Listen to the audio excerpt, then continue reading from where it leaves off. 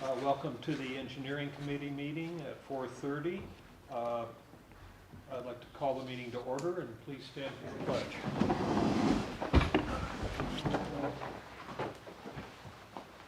Ready to begin? I pledge allegiance to the flag of the United States of America and to the republic for which it stands, one nation, under God, indivisible, with liberty and justice for all.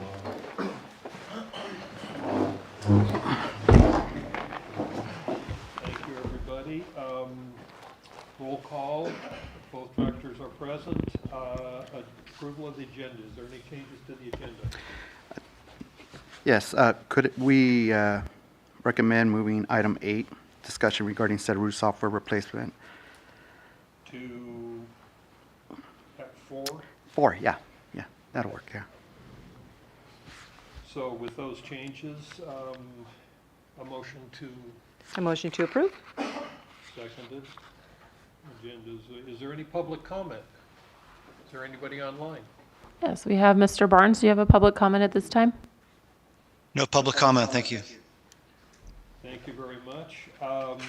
With that, we will, we have the minutes, item number 3. Is there any changes to the minutes?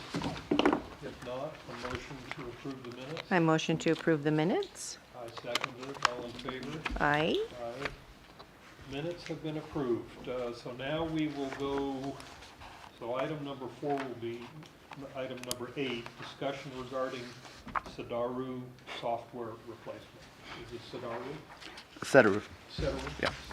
Yeah, it's short for C Data Run. Short for what? C Data Run. C Data Run. Yeah.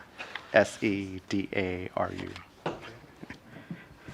Yes, thank you. A couple of months ago, probably a couple of the engineering committee meeting, we kind of brought an update on what has happened with the mobile application, CSD. They were acquired, I believe, about a year and a half ago, 2 years, and we were noticed that it would be sunsetting here on June 30th, which is the end of our contract. So that kind of prompted us to kind of look into other options. At the engineering committee, we brought a solution with Tyler, and Tyler's Encode is what we use here in the office for our customer service application, which is what we integrate with our mobile application. And at the time, we thought that was a solution. Tony and I, we attended the Infrastructure Management GIS conference in Palm Springs in early October. It was there that we discovered that there were other solutions that were better suited for the district. I want to kind of bring in Tony here to kind of give us an overview and summary of what has happened over the last couple of months. These sheets? That's correct, yes.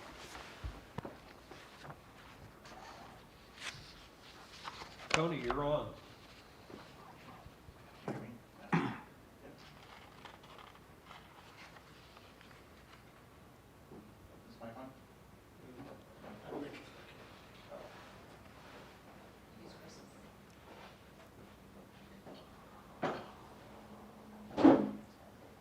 There it is. All right. So we've been talking to a couple different software companies that offers solutions for this, and those 5 have been listed on this table we see here on this graph. Really, Tyler was the first one that we kind of talked with, and that's the one that George mentioned.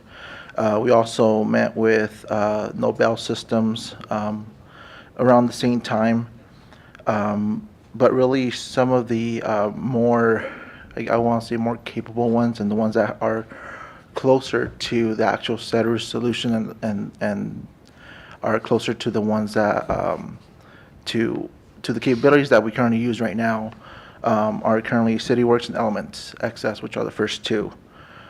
Mentor APM, which is the last one, is really software that we just recently started talking to as well.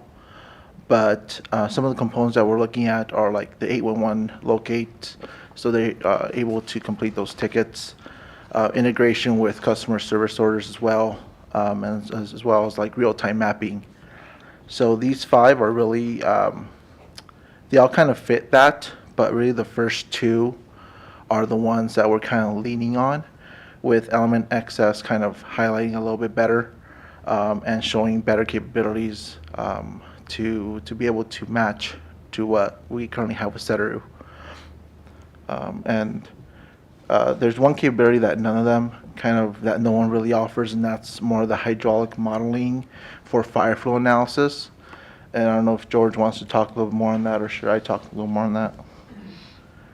Yeah, so we currently, in the office, for all fire flow applications, we use the model. So we use the Setter application to run all these reports instead of actually flushing hydrants and flowing hydrants. And the Setter application was kind of really unique in that aspect. And no other software vendor has really offered that. Setter was really kind of like a unicorn, as far as that they offered asset mapping and asset management and that fire flow modeling capability. So that's still we're still searching for a solution for that aspect. Is there anything else I'm missing, George? No, you covered the gist of. So you're saying at this point, without Seteru, we're unable to run our model? We do run our model through a free version of the EPA net.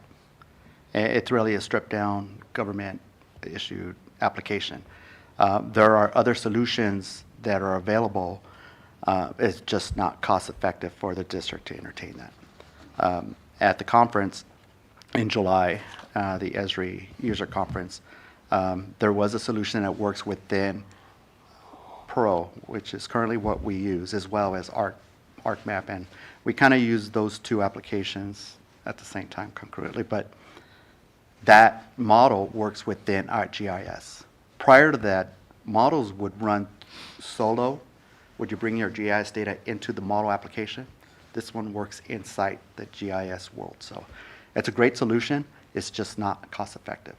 So currently we're kind of working the model, the hydraulic model, through EPA net, which is really stripped down and limited on what we can do. Innovise has their solution. We entertained that a few years ago when we were updating our model. It's just not cost effective for us to invest into the application.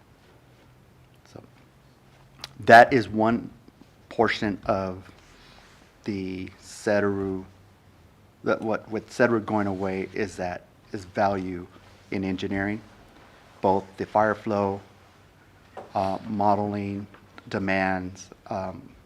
Sean comes in at times and asking, if we add additional, for example, adding 200 GPMs to a booster pump.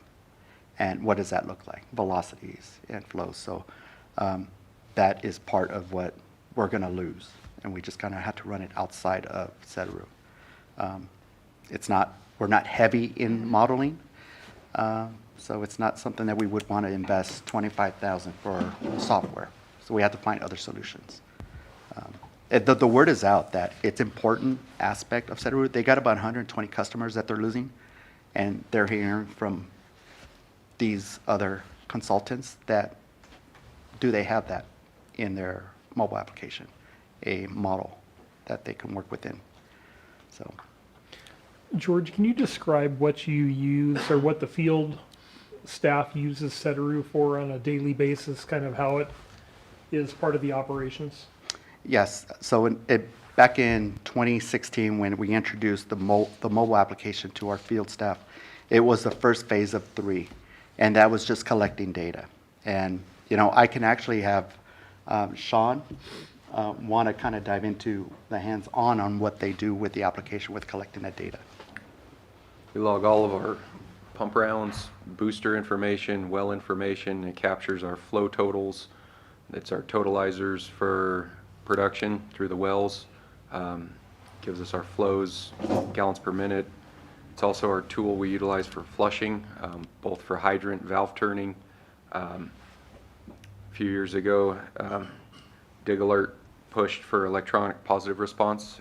That became law 2 or 3 years ago. You have to provide an electronic positive response. We interface that in with our Setaru platform as well as location services, meters, valves, hydrants. I don't think the day goes by that our guys don't use it.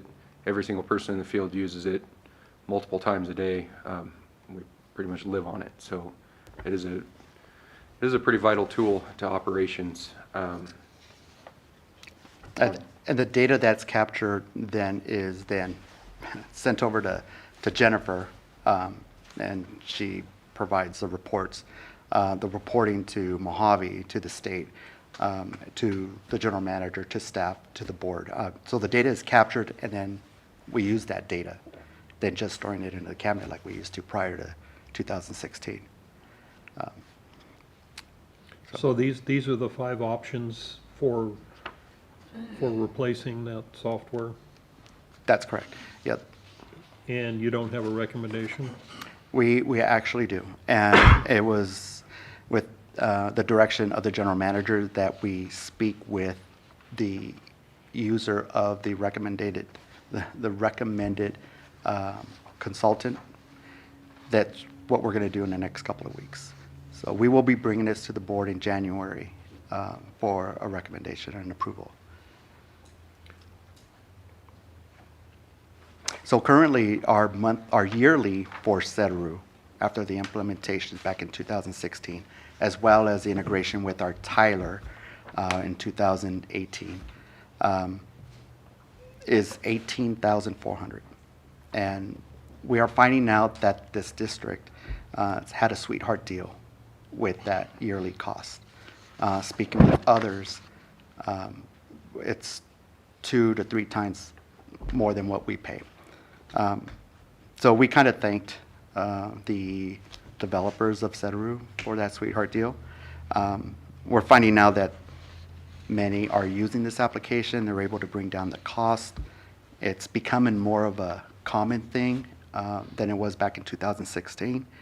That the cost is reasonable when we're at 20,000. And this is what we're looking at, the 2 with Mentor and Elements. CityWorks initially was the solution, we thought. So something I wanted Tony to share was to find out after that we would be working on 2 separate systems, one that resides on premises and one that would be hosted on their cloud.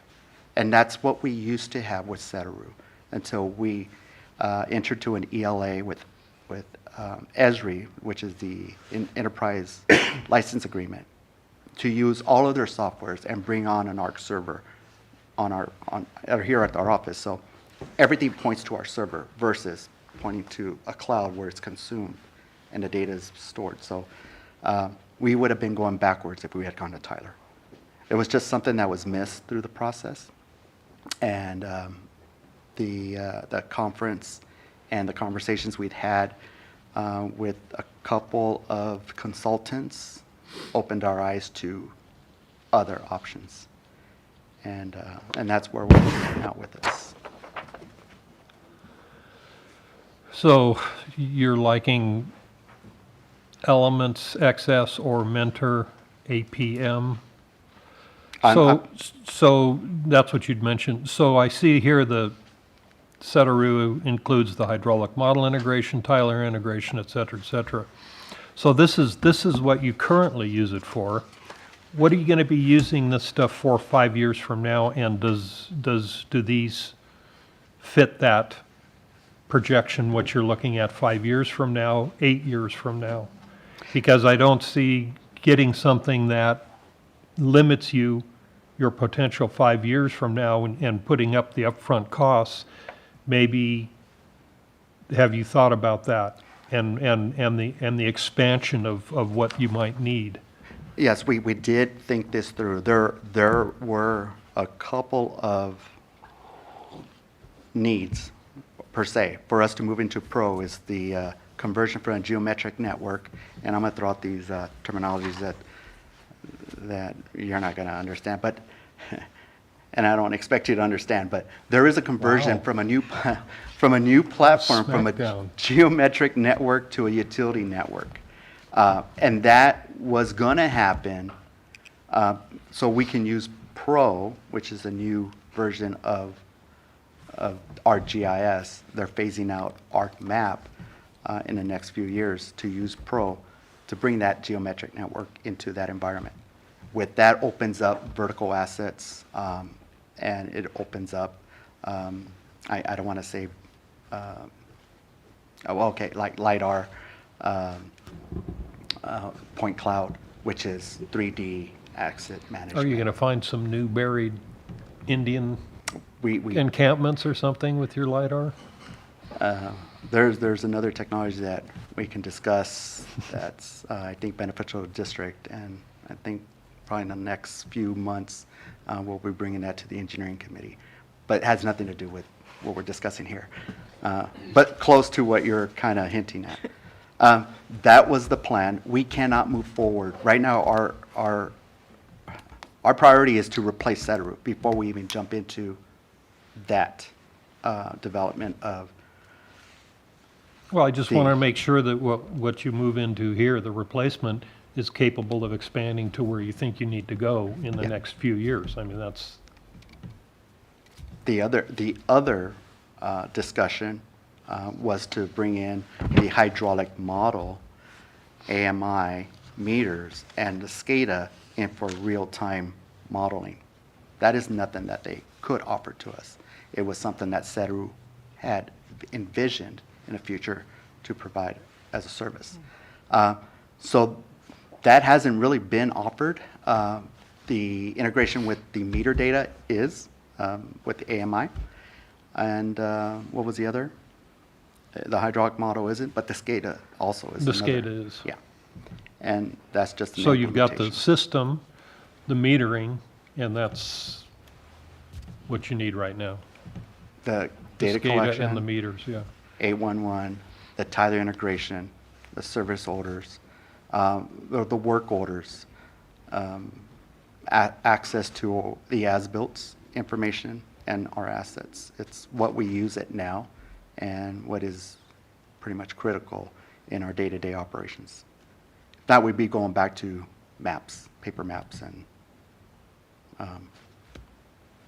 paper maps. We don't want to go back to paper maps. No. No, we have a Connex with just boxes and boxes of paper. Yeah, and it's all digital. We should have it Yeah. digital now because we've invested in it, so. And that's where technology is headed, so. gotta So stay. I think to just kind of sum it up, we've been using Setaru for a number of years. Great program. They're phasing it out. They've actually done really good evaluating these other systems, what's going to work into the future. It's all database driven. So even, one company could get bought out by another one, but the information is still there. And at this point, looks like January, you'll be coming back with a recommendation after they talk to the end users of, looks like Elements, to make a recommendation to the board. If we have that information back to the board where we could make some kind of determination in January, if that's the direction we want to go, you will be able to be up and running by June, by the time this Setaru expires.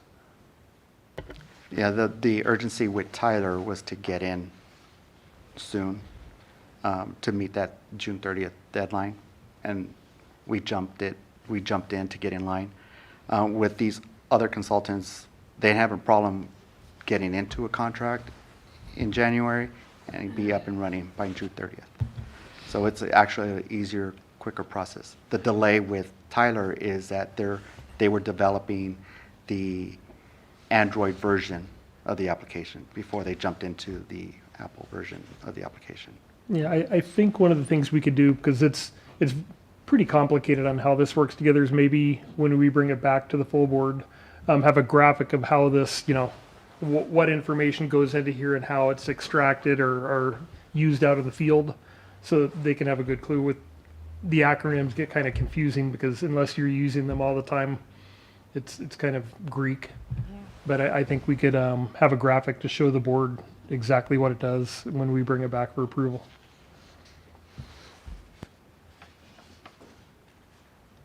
So this was more just information, an update on the presentation we had back in September, I believe. We did the GIS application presentation. Shows what CEDRU is doing and the value of this for the district.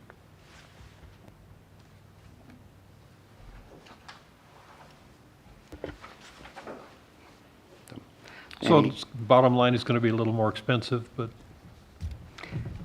A little our more. sweetheart deal is gone. Yeah, and actually, we renewed, they added a cost increase, so this past July, it was 19 something, I don't recall, but in 19,000 something, so it was closer to 20. Oh, It's that's- just the additional cost for the implementation is what Yeah. we're looking at. Well, like I said, I just, as long as you're comfortable with what you're installing, that it can be used for what you envision 5 years from now, that's Yeah. probably the most important thing. Yeah, I ask Tony every day, are you comfortable with this? And he's the key cruncher over on the other end of the office, so I need him to be happy. Gives you the thumbs up, huh? That's all I need. All right.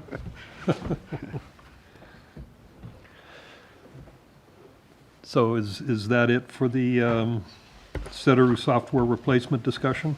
Yes, it is. Okay, did Thank you you. have any questions or comments? Dawn actually answered the question about this transition. If they brought it to the board January, would it be ready by June? That was my question. Apparently so. Okay. So then we will go back, that was 4A, we'll go back to 4B. So that's the OS Day Recharge Study Project. Is there anything to update that? Mojave Water had a crew out yesterday. They were doing some soil analysis down to about 15 feet. They had 4 different areas on the property off Cayucos, north of the aqueduct they're looking at. Next Thursday is their board meeting, 9:30 a.m. The item will be introduced before their board of directors for consideration to move forward with the OS Day Recharge Project. At the direction of Mr. Winkle, I believe there'll be 1 or 2 district representatives at the board meeting to show support from Phelan Piñon Hills, support of the project. So it is moving forward. And as Mr. Johnson discussed yesterday about he's the project coordinator, also a former employee of the district, that it's moving very much rapidly ahead. There's one queued up down, I believe it's in the Morongo Basin, that they're actually trying to package both projects in the construction documents to expedite getting the West Day Recharge project built. So it's happening and goes before their board next Thursday. Yeah, well, I mean, they've been ramping us down like crazy, so they got to do something, right? Okay. Excellent. Do you have any other questions No. or comments? Thank you. All right, then, item 5, the water system. Mine's not as techie sounding as George's. We've sold 48 meters so far this calendar year. Well 14's production was kept at a minimum, 7.87 acre foot so far this year. So nothing the sorts of last year. Our service line replacement program, you'll notice the numbers are down a little bit. We've got 25 replaced this calendar year to date and 12 this fiscal. Why is that? Some good news on our water meter replacement project front. We're at just over 90% of the district changed out to the AMI meters, 6,485, and our crews are out every day getting that number. We're anticipating the next 2 to 3 months that project will sunset and everybody in our district will have a nice new AMI meter. The outfitting, equipping of Mountain Well, or Well 17, 99% complete. We did pass our sanitary surveys for both Well 17 and Well 15. Our sanitary engineer elected to package them both. Makes it a little easier for him on the permit amendment. Just waiting on our permit amendment. Well 15, I put us somewhere around 92% complete. The guys finished the bollards around the transformer today. There's several pictures in the back of my manager's report. That is the building that houses our variable frequency drives, our telemetry panels, motor control center, and then the back page there, just kind of a full-page shot of what it looks like. So it has been constructed. There it is. It's painted, pedestals in, motors in, pump is in. Could you hotwire a generator to it and turn it today? You could. Our panel, I believe, gets in tomorrow? Delivered tomorrow. Edison's looking to energize December 18th, so things are really starting to come together. After they energize, we do have to pass our final inspection on our meter cross-section panel. Again, our goal by Christmas, we're hugging pretty tight to that.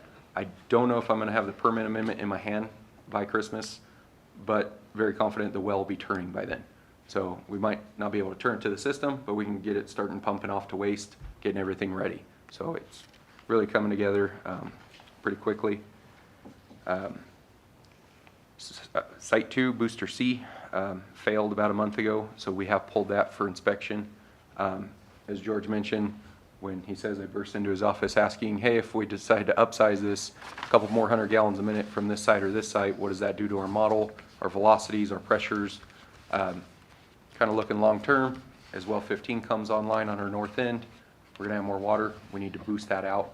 That kind of derives some of those questions. So, and then we had some power anomalies. I don't know if you guys noticed, Asplin, Rockstad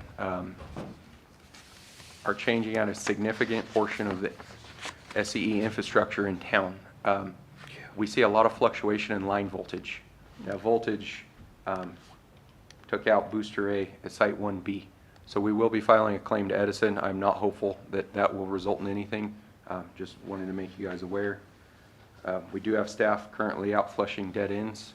We're about halfway done, keeping everything nice and fresh and clean. And then we just started our tank washouts yesterday. So one for the season. Our contract calls out, we get 10. And then lastly, the wing wall additions, the Phelan Road Bridge project. H&H Contracting is the best contractor. They are doing a phenomenal job out there. Just everything from protecting our mains in place to pouring under, getting compaction. They have been phenomenal to work with. The side where our main's located, everything was protected in place, everything's backfilled, and the new wing walls are in. So they're going quite quickly out there. Nice. Happy to answer any questions. The meters, that's a calendar year or a fiscal year? I'm sorry, in reference to The meters sold? It's calendar, I see. Okay. calendar. So last year, 2022, it was 95.86. This year it's 48, and we only have a month left. So That is about correct. half. That's correct. I was trying to remember what we put in the budget, what we thought the budget would be. That's why we do incorporate. I like to see the last several years. We kind of see the trend, try and see which way things are heading. Well, we guessed what the trend would be. I just didn't remember what we anticipated. That'd be interesting. Okay.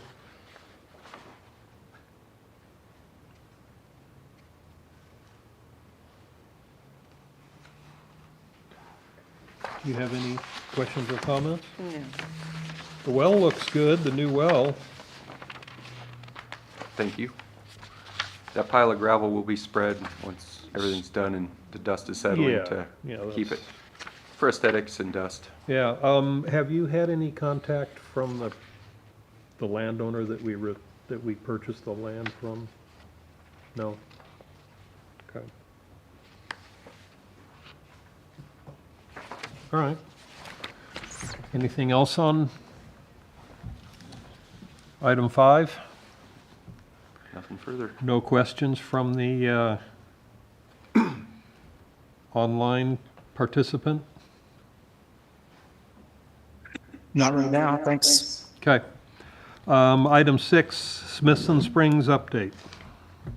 So as CAL FIRE crews become available, we'll have them up there to remove the vegetation. Okay. They're hit and miss. They're trying to appease all their sponsors, so the availability is real spotty at the moment. I don't really have a whole lot to update up there other than, and I apologize, I don't have the flows in front of me. That's fine. Have them in the office. Everything's growing back thick up there. Yeah, I bet. All right, anything? Item 7 is state regulations update. I see there's a lot of information in the packet. There is, so there's kind of movement on the hexavalent chromium. Maximum contaminant level update on page 5. We kind of have a table, a graphic showing kind of how this is advancing. It's about to be filed with the Office of Administrative Law. They're closing the stakeholder input comments on December 15th. A letter of opposition was submitted by district staff about a week ago, asking for the MCL to be reconsidered at a higher number. It is 10 part per billion. I don't see a lot of good coming out of any of that, but this is page 6 through 22 of the packet is Title 22, Division 4, Environmental Health, on how maximum contaminant levels are adopted into standards. Again, happy to answer any questions. Page 7 highlights the table on hexavalent chromium in conjunction with total chromium. I think it's funny that they leave out trivalent, but it's my own opinion. So we should be seeing in the next probably 4 to 8 months a formal MCL adopted for hexachrome, kind of playing into exactly where we thought we were going to be. Again, out of the district's 14 wells, we've got 2 left to profile. The short and long-term plans we had for hexachrome is playing out just kind of how we discussed it when we gave the chromium update to the board, with well 15 coming online and the time frames. Happy to answer any questions on that. So the formal submittal for the MCL standard sets all of the timetables at that point? It will. I attended a webinar for the last stakeholder involvement.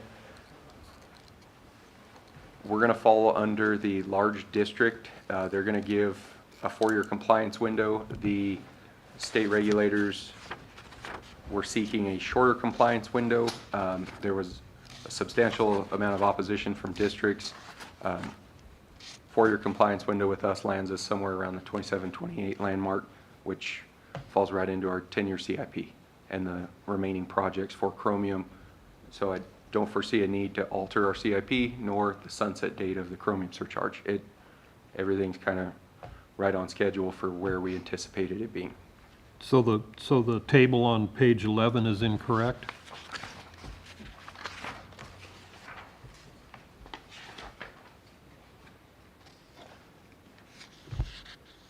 We're from 1,000 to 999, 9999. So that says 3 years, so it's going to be 4? Proposed. It's currently proposed at 4? Yeah. Okay. All right, I just saw that, and I was, still, it falls within what we anticipated. Okay. Nope, no questions. Do you have anything to add? Not regarding that. I just wanted to make you aware, we filed our water audit, our annual water audit. It's something required by SB 555. And so looking at that, it looks like our loss right now is about 48 gallons per connection per day, which totals out to about $343,000 in real loss water. But we just submitted that this week, and it's an important component because it's going to play into our first time reporting our water use objective, which is due January 1st. So. Okay.